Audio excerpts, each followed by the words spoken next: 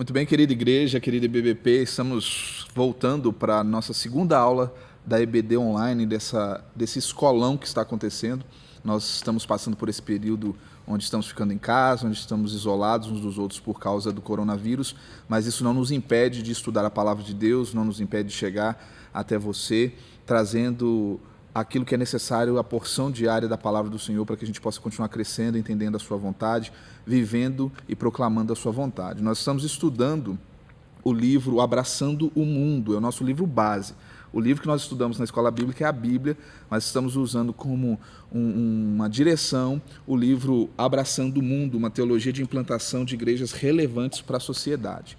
Então, você depois quiser aprofundar o tema, você pode comprar esse livro, você vai achar ele na internet, é uma trilogia, são 3 livros do mesmo autor falando sobre uma igreja relevante para esse tempo, e você pode então fazer um aprofundamento depois na leitura desses livros, comprando, adquirindo esses livros. Quero trazer algumas informações que a gente deu na última aula que foi apresentada, onde nós demos uma introdução sobre a missão não para, e esse Deus que não para na missão que ele está executando no mundo. Então a gente precisa lembrar que Deus tem uma missão, ele está executando essa missão, ele está em missão, ele não parou, e quando a gente vai lá para Apocalipse, no capítulo 21, nós vamos ver o resultado dessa missão, que é um povo redimido, consagrado, um povo livre para adorá-lo eternamente.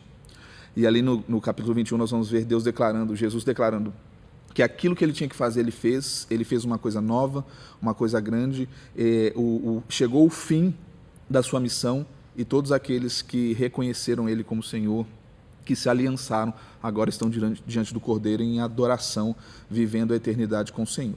Então nós vimos isso, nós vimos que existe essa grande narrativa divina na Bíblia, desde da queda do homem, Deus demonstrando o seu plano, permeando toda a história do povo de Israel, permeando a história do Novo Testamento, a vinda de Cristo, a igreja, e chegando nesse final, então.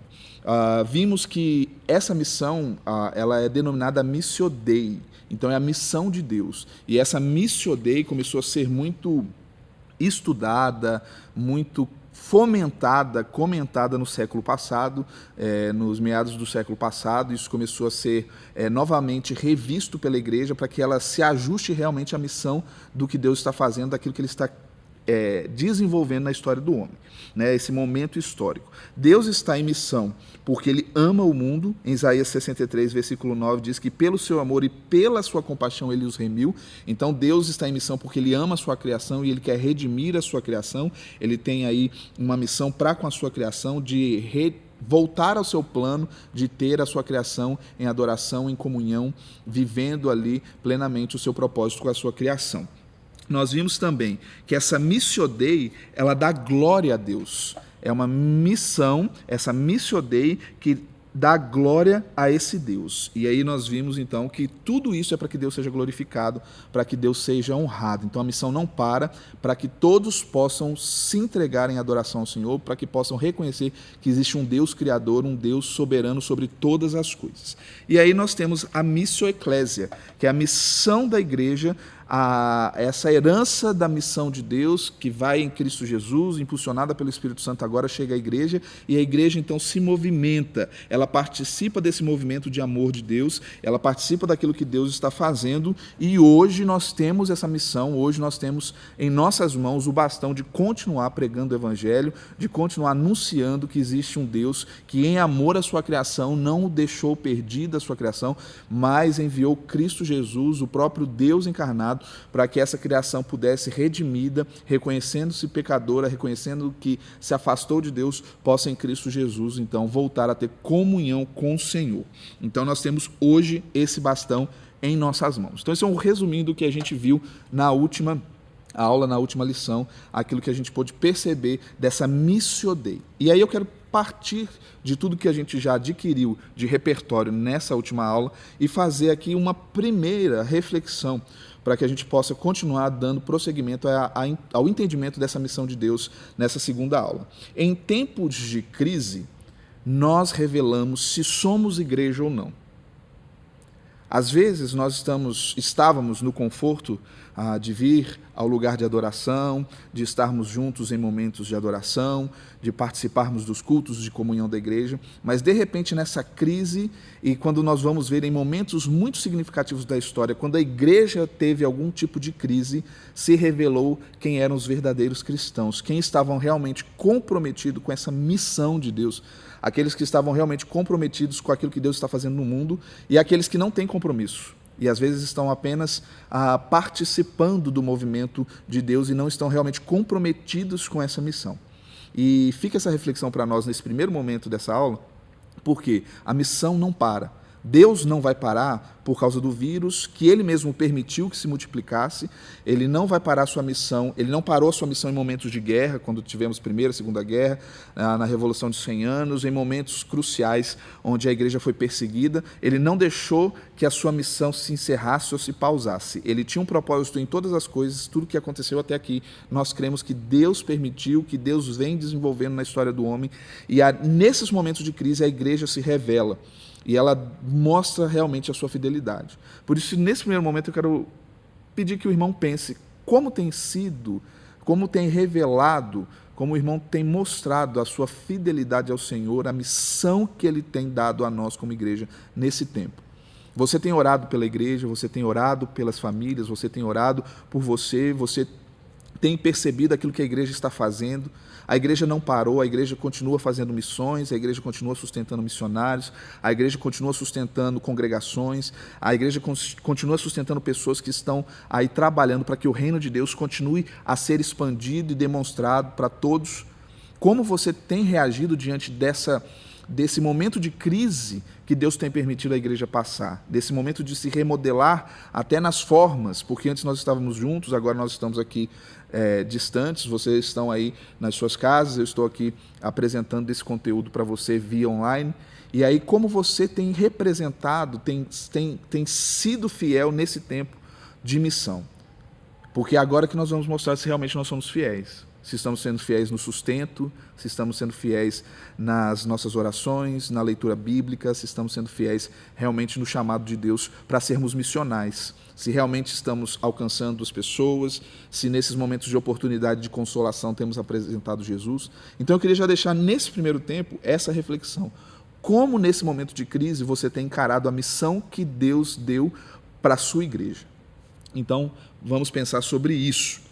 E aí, a partir dessa reflexão, algumas coisas. A igreja possui uma tarefa de transformação. A igreja foi levantada por Cristo, ela foi enviada por Cristo, ela foi ferramentada pelo Espírito Santo, ela foi encorajada pelo Espírito Santo para trazer transformação, para ser um agente de transformação no mundo. Por isso, a missão não para. Mesmo nos momentos de crise, nós continuamos sendo agentes de transformação.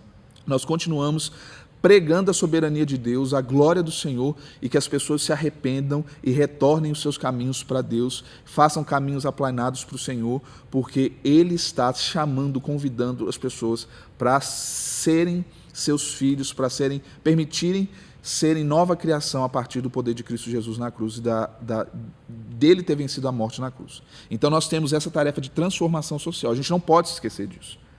Mesmo parados, às vezes em casa, e às vezes eu estou lá em casa e às vezes trabalhando em home office, e às vezes a gente se sente parado, se sente inadequado, mas Cristo está se movendo no meio do seu povo da mesma forma, Ele continua agindo da mesma forma. Então nós somos agentes de transformação, mesmo na situação que nós estamos. E Deus vai colocar no coração da sua igreja o que ela precisa fazer, porque Ele não perdeu o controle. Ele continua liderando a sua igreja para trazer essa transformação. Nós não podemos nos esquecer que a igreja também possui essa tarefa de forma integral. Não é só o pessoal da comunicação que está se movimentando na vida da igreja hoje, não são só os pastores, não são só os diáconos, toda a igreja continua de forma integral trabalhando incessantemente para que o reino de Deus seja estabelecido nesse tempo de desafio, onde nós estamos aí limitados por causa desse vírus. A igreja de forma integral. Ah, pastor, mas como eu posso viver essa forma integral? Como eu posso viver se eu não estou integrado na equipe de comunicação, se eu não estou integrado, eu não sou um pastor produzindo aí um conteúdo bíblico? O que eu posso fazer? Você pode viver aquilo que Deus te deu, o dom que Deus te deu, através dos meios que nós temos para que o evangelho seja multiplicado nesse tempo. Talvez Deus está te chamando para interceder, para orar.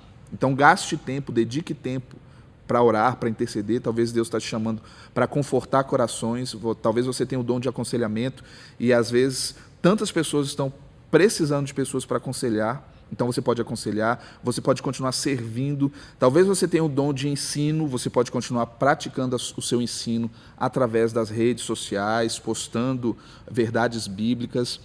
Deus vai levantar várias formas de nós vivermos igreja como nós estamos vivendo nesse tempo que nós estamos vivendo. Então a igreja tem essa função integral.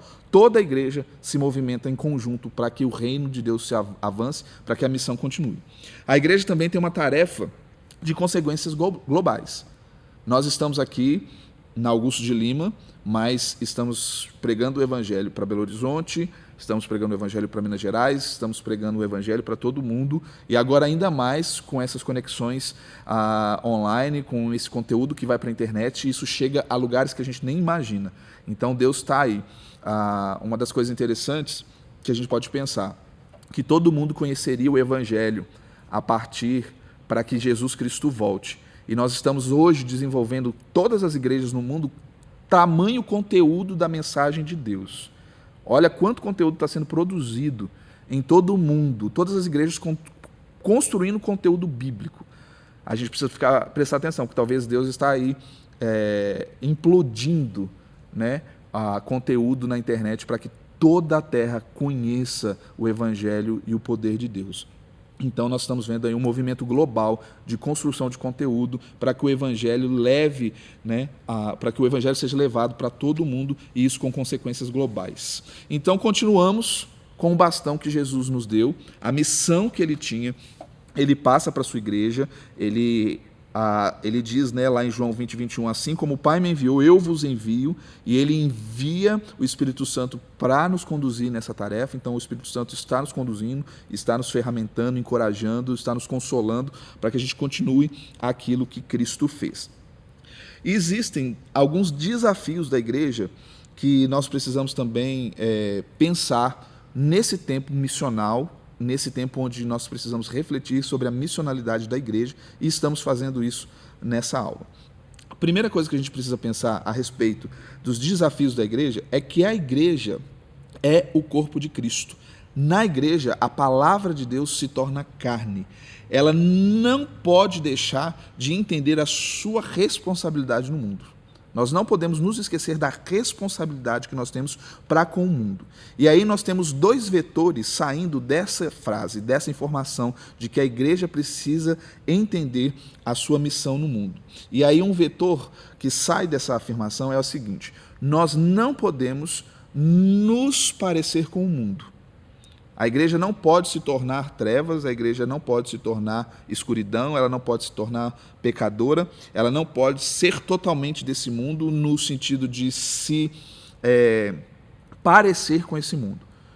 A gente não está aqui para se parecer com o mundo, mas para ser luz para o mundo. Então nós não nos parecemos com o mundo. Então esse primeiro vetor, a gente não parece com o mundo.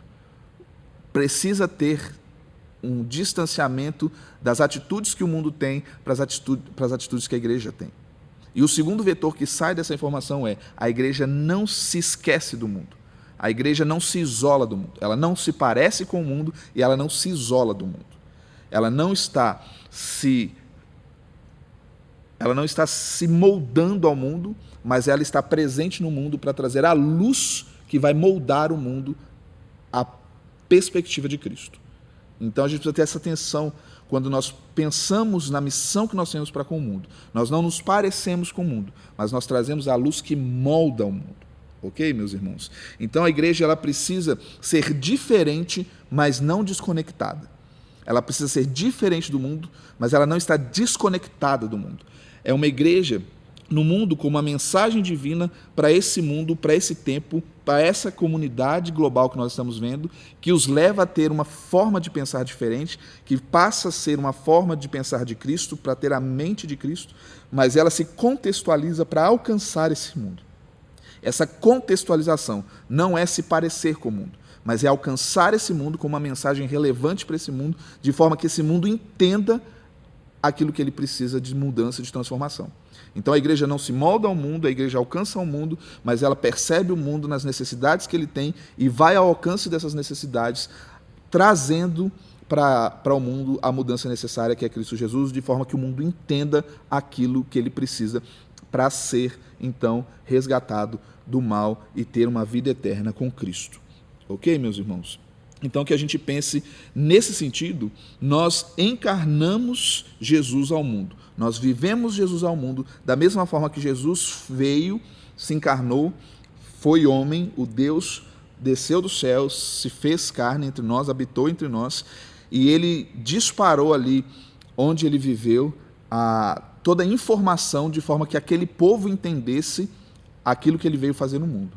Então ele contou parábolas, as suas parábolas tinham histórias que faziam conexão com aquelas pessoas naquele momento histórico, e ele conseguiu ali fazer com que o evangelho fosse entendido e levantando ali a igreja, os primeiros discípulos que deram continuidade a isso. Da mesma forma que Jesus encarnou-se homem e habitou entre nós e fez isso, nós encarnamos Cristo a esse mundo e comunicamos de forma realmente efetiva o evangelho para que todos possam entender. E aí isso é fazer com que a missão seja realmente uma missão que tenha um grande alcance. Porque se a gente continuar fazendo, ou se a gente fizer coisas que não têm conexão com esse mundo e que não vai trazer o entendimento certo do que é o evangelho, a gente está perdendo tempo. Então a gente precisa focar a nossa missionalidade para que a missão aconteça da melhor forma possível e de forma que alcance verdadeiramente os corações, meus irmãos.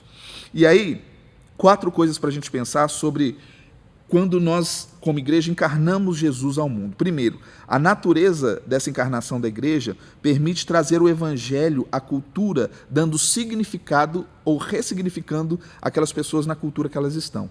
Então, as pessoas que estão ao nosso redor percebendo Cristo em nossas vidas, elas precisam ver Cristo de uma forma que faça sentido para elas na cultura que elas estão inseridas. Então, a gente precisa fazer com que o evangelho seja realmente relevante dentro da sociedade que está vendo a igreja acontecer, que está vendo a igreja se mover. Então, às vezes, você está falando com as pessoas a respeito do evangelho, só que o seu vocabulário, às vezes, é tão rebuscado, às vezes você está usando termos que as pessoas não conhecem, talvez você está abordando as pessoas de uma forma que sai muito do contexto da qual aquelas pessoas têm vivido, e isso se torna muito estranho para elas e acaba as afastando de realmente entenderem o que significa o evangelho. Então, quando nós encarnamos Jesus na cultura onde nós estamos, a gente precisa fazer isso de forma com que as pessoas entendam, trazendo o evangelho nessa cultura, sem ali afetar as bases culturais dessas pessoas, para que elas não se sintam tão longe da realidade do evangelho. A segunda coisa que a gente precisamos pensar quando nós encarnamos Jesus ao mundo, é que a natureza dessa encarnação da igreja também exige que a missão da igreja aborde conscientemente o mundo daqueles que deseja alcançar com o evangelho. Jesus fez isso. Paulo fez isso quando ele foi ao Areópago, e ali ele teve contato com uma cultura diferente, e ele, a partir de uma pergunta dentro daquela cultura, pôde abrir uma ponte para que houvesse ali, então, um diálogo para que ele pudesse apresentar o evangelho. Por isso, nós precisamos, nessa natureza encarnatória da igreja, quando a igreja assume a missão, ela precisa abordar de forma conscientemente o mundo daqueles que ela está alcançando. Então, quais são as necessidades das pessoas ao seu redor a respeito do evangelho que precisam ser ali alcançadas e que você pode usar como ponte? Talvez as pessoas estão tristes, as famílias estão passando por dificuldades, as situações de solidão, de ansiedade. Qual é o ponto da cultura que nós podemos trazer que pode servir como ponte para esse diálogo, para que o evangelho seja pregado?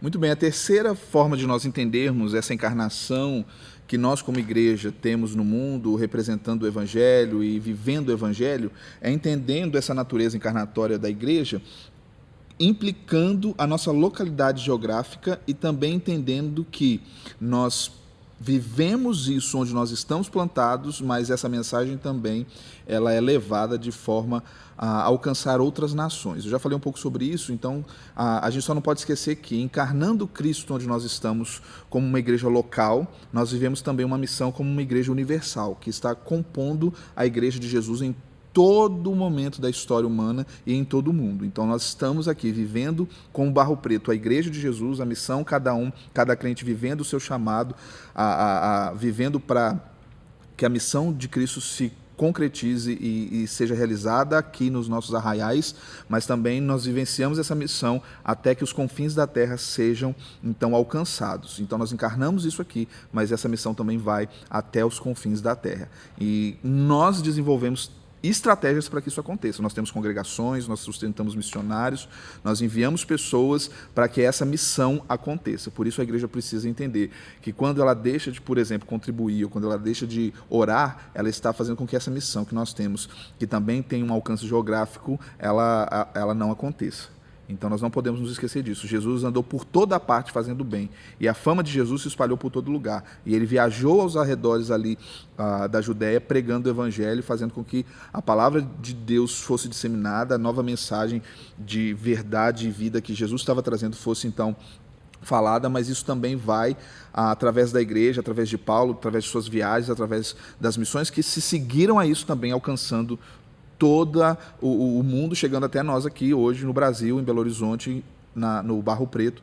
Então nós precisamos pensar que essa encarnação ela também tem uma questão geográfica, ela se aplica também geograficamente na expansão do reino de Deus. E a quarta e última faceta dessa encarnação de Jesus ao mundo que nós, como igreja, precisamos entender, é que essa natureza de encarnação da igreja pressupõe também que ela seja enviada. Nós estamos sendo enviados em missão.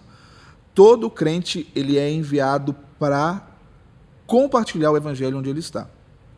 O plano de Deus para os seus filhos se estabelece em nós cumprirmos a missão onde ele nos tem plantado. Então a igreja, ela traz esse evangelho à cultura, ela traz esse evangelho de forma que a cultura entenda, ela traz esse evangelho de forma geográfica que avança de forma geográfica, mas ela também é enviada aonde ela está plantada. Então, se você é um advogado, Deus está te colocando onde você está para ser um advogado, cumprindo a missão dele onde você está. Se você é um administrador, Deus te plantou onde você está para que você possa ser um administrador, mas ali também proclamar o evangelho. A grande verdade que nós precisamos entender como servos de Deus é que o nosso primeiro chamado é para espalharmos o amor de Deus onde Ele nos colocou. E Ele usa das nossas profissões, usa das capacitações que Ele nos deu, usa das oportunidades que Ele abre para nós, para que nós possamos espalhar o evangelho. Eu li uma frase há 2 semanas, meus irmãos, mais ou menos, que me impactou bastante, de uma missionária, não vou me lembrar o nome dela aqui agora, mas ela dizia o seguinte: eu não tenho um chamado, eu li e obedeci. E isso marcou muito o meu coração, porque às vezes a gente espera ter um chamado para cumprir essa missão, para encarnarmos o reino de Deus onde nós estamos. Mas se nós lermos o Evangelho, lermos a Bíblia, lermos aquilo que Cristo nos orientou como igreja, nós simplesmente vamos obedecer. Então, esse quarto entendimento a respeito da encarnação da igreja, do cumprimento da missão da igreja, é nós entendermos: todos nós somos enviados. Todos nós temos um chamado, todos nós temos que obedecer àquilo que Deus tem colocado na vida da igreja, aquilo que a igreja se move a fazer, que é cumprir a missão que Cristo deixou para ela, de espalhar o evangelho, de produzir discípulos, de batizar, de ensinar, até que Ele venha. Por isso a gente não pode se esquecer disso. Ah, pastor, mas hoje eu estou em casa, em home office. Deus te colocou em home office e Ele tem um plano para isso. Então, não deixe de cumprir o seu chamado de ser enviado em missão. Estamos todos em missão. A missão não acabou, a missão não parou. Nós estamos continuando, tem continuidade no plano de Deus, e a igreja se encaixa perfeitamente dentro do plano perfeito de Deus até que ele se cumpra totalmente. Jesus tornou-se homem, ele viveu entre as pessoas, ele não veio ao mundo para servir, ele veio ao mundo para servir e não para ser servido, e ele deixa isso para nós também como igreja. Nós estamos servindo ao mundo, compartilhando o evangelho, vivendo isso, sendo enviados daqui até as mais longas terras, vivendo isso de forma com que o mundo entenda, contextualizando o evangelho, para que essa geração que vive esse tempo entenda o evangelho e se converta a Cristo Jesus, entregue o seu coração ao Senhor. E aí nós não podemos nos esquecer. Como nós vamos, então, amar as pessoas no mundo, como nós vamos alcançar as pessoas no mundo, como nós vamos, então, exercer esse chamado de forma eficiente. 1 Pedro 2, 11 e 12, 1 Pedro 2, 11 e 12 diz o seguinte: Amados, exorto-vos como peregrinos e forasteiros que sois, a vos absterdes das paixões carnais que fazem guerra contra a alma, mantendo exemplar o vosso procedimento no meio dos gentios, para que naquilo que falam contra vós outros, como de malfeitores, observando-os em vossas boas obras, glorifiquem a Deus no dia da visitação.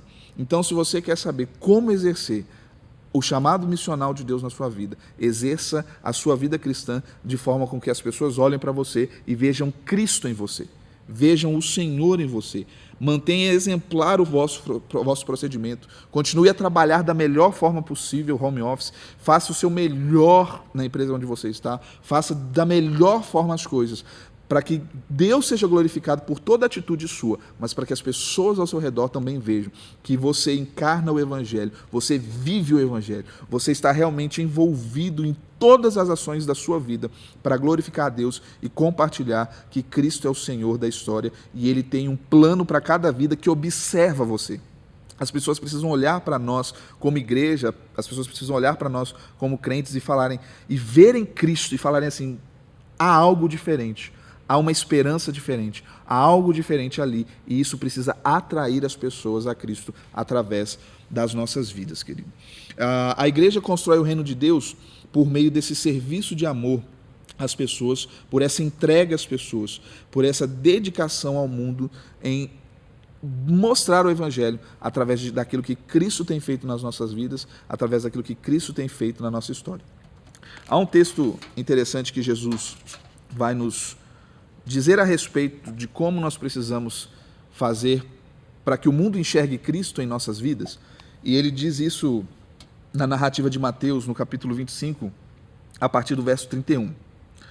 E eu quero te pedir para abra sua Bíblia e acompanhe, porque eu vou ler todo o texto dessa vez com os irmãos, então você pode acompanhar comigo do verso 31 ao verso 46. Diz assim: Quando vier o Filho do Homem na sua majestade, e todos os anjos com eles, então se assentará no trono da sua glória. E todas as nações serão reunidas em sua presença, e ele separará uns dos outros, como um pastor separa cabritos de ovelhas. E porá as ovelhas à sua direita, mas os cabritos à esquerda. Verso 34. Então dirá o rei aos que estiverem à sua direita: Vinde, benditos de meu Pai, entrai na posse do reino que vos está preparado desde a fundação do mundo. Então Jesus vai dizer para aqueles que estiverem à sua direita, para as suas ovelhas, para o seu rebanho: Vinde, vocês que são benditos do meu Pai, entrem na posse do meu reino, venham estar comigo no meu reino, que está preparado para vocês desde a fundação do mundo. Então, Cristo cumprindo a sua missão, agora diz para aqueles a quem ele alcançou na sua missão: venham, porque daquilo que está preparado desde o início, vocês vão agora poder tomar posse disso, vocês vão estar comigo agora nessa nova situação de vida que está preparado para vocês desde que eu planejei todas as coisas. E aí ele continua dizendo no verso 35, porque eu tive fome e me deste de comer, eu tive sede e me deste de beber, eu era forasteiro e me hospedastes, eu estava nu e vocês me vestiram, eu estava enfermo e vocês me visitaram, eu estava preso e vocês foram me ver. Então perguntarão os justos: Senhor, quando foi que nós te vimos com fome? Quando foi que nós te vimos de comer? As ovelhas vão perguntar: quando você esteve com sede, te demos de beber? Ou quando vimos que você era forasteiro e te hospedamos, Senhor? Ou que estava nu e te vestimos? E quando te vimos enfermo e o Senhor estava preso e fomos te visitar? Quando que foi isso? Como que isso aconteceu?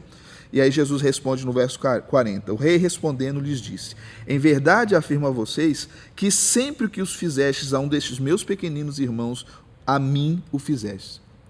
Desde que, no momento que nós estamos demonstrando o amor de Deus às pessoas, estamos revelando o amor de Deus, o Evangelho, cumprindo a missão, as pessoas estão vendo, as pessoas estão observando e elas estão sendo atraídas àquilo que a mensagem do Evangelho, aquilo que Deus tem feito.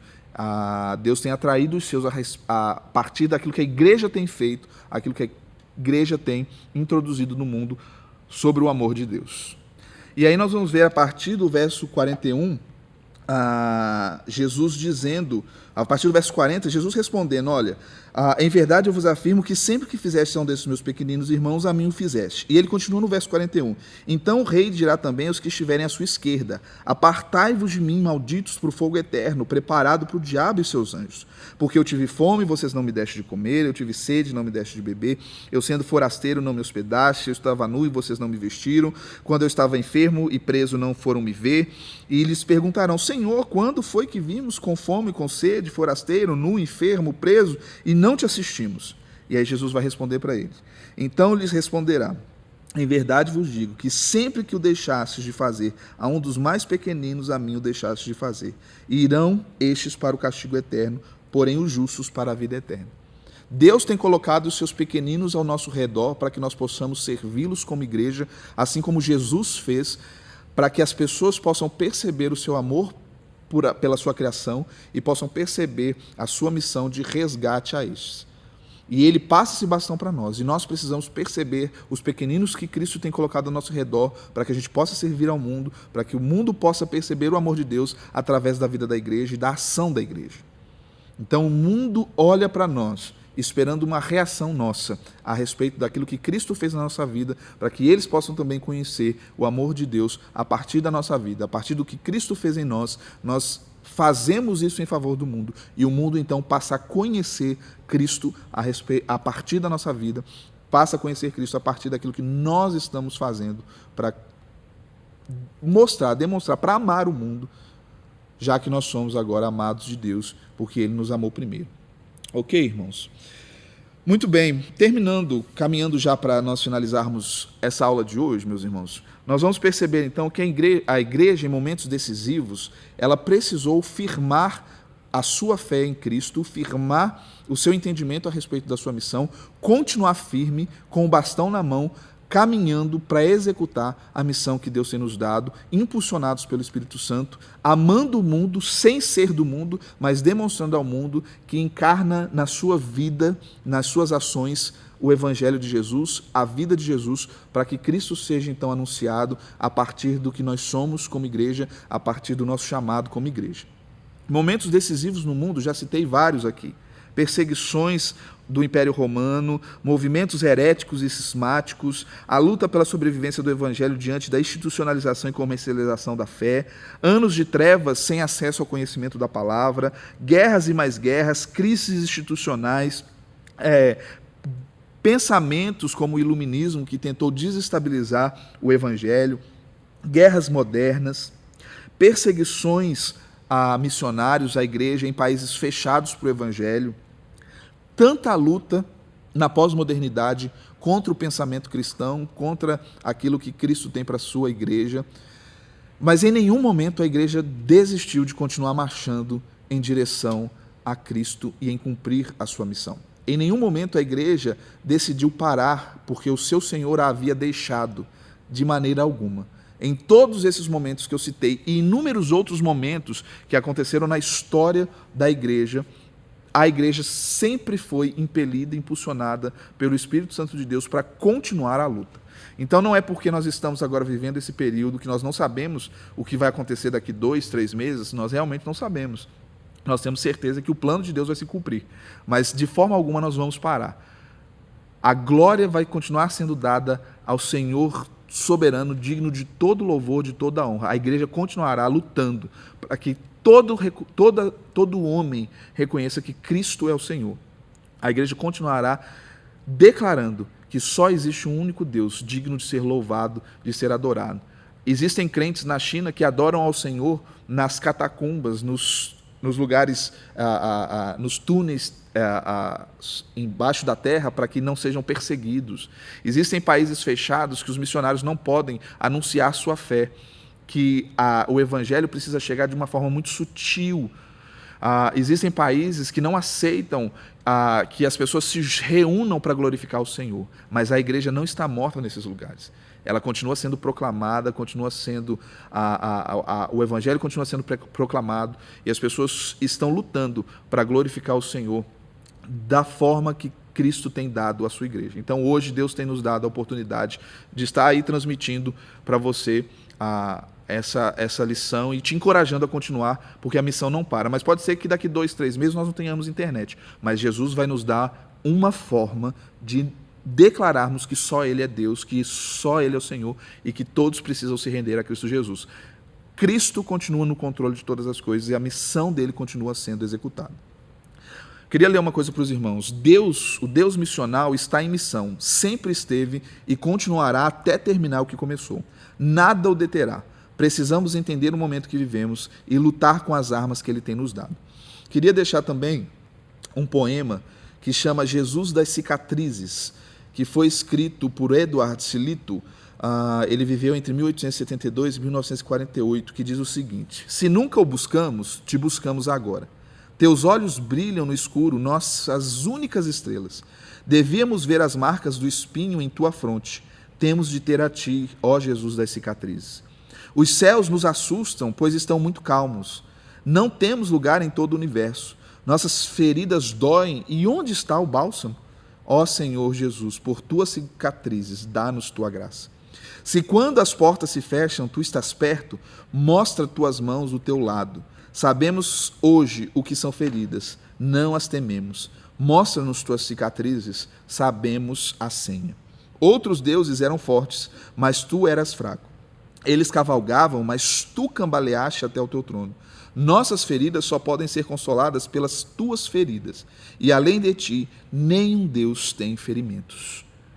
O Deus das cicatrizes, que se entregou em Cristo Jesus, para que nós não pagássemos o preço da morte, mas tivéssemos vida, Ele tem em si as cicatrizes que Ele traz para demonstrar o seu poder, a sua glória. Ele foi na cruz, Ele pagou o preço. Nenhum outro Deus falso desse mundo, dessa era, pagou preço algum para que nós pudéssemos glorificar e termos restaurado no nosso coração o sentido da vida, o sentido que só encontramos em Cristo Jesus, o sentido que Deus dá à sua criação e que Ele quer restaurar para que vivamos aquilo que Ele programou antes da queda, aquilo que Ele programou antes de tudo. Nós vamos viver isso ainda se crermos que o Jesus das cicatrizes é o que nos conduz. Ele está pagando, Ele pagou o preço e Ele está nos enviando, nos mandando em missão. Ele não nos abandona e nós estamos então a essa missão para concluir.